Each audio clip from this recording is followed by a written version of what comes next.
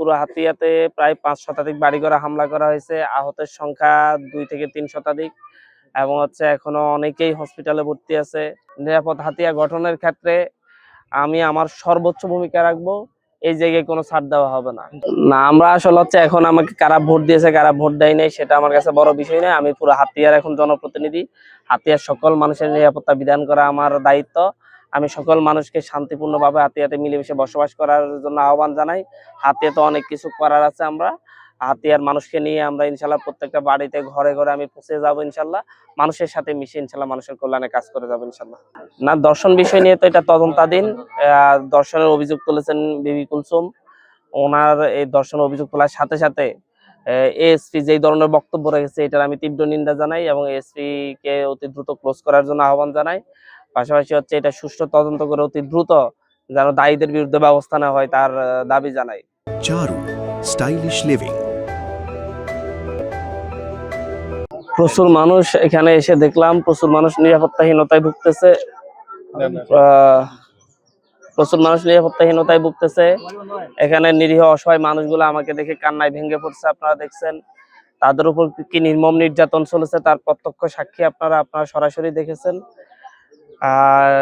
সেই ক্ষত চিহ্নগুলো এখনো মানুষের ঘরে ঘরে, তাদের দেয়ালে এখনো সেগুলা দেখা যাচ্ছে।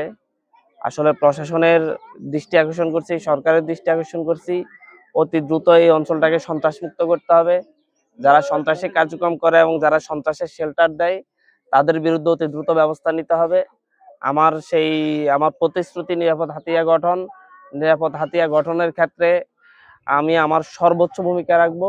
এই জায়গায় কোনো ছাড় দেওয়া হবে না।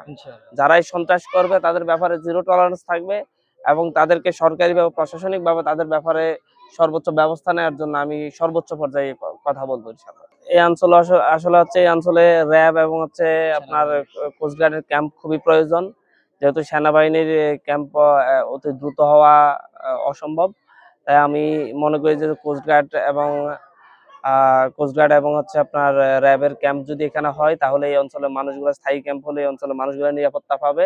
এখানে পুলিশের উপর কোনো নির্ভরশীলতা নেই। পুলিশও অসহায়ের মতো দাঁড়িয়ে থাকে তাদের সন্ত্রাসীদের কাছে, কারণ অস্ত্রশস্ত্রের কাছে পুলিশ টিকতে পারে না। সেই জায়গা থেকে যদি কোস্টগার্ড এবং র্যাবের ক্যাম্প হলে এই জায়গায় অতি দ্রুত অস্ত্র বিরোধী অভিযান চালালে আমার মনে হয় অতি দ্রুত এখানে শান্তি ফিরবে।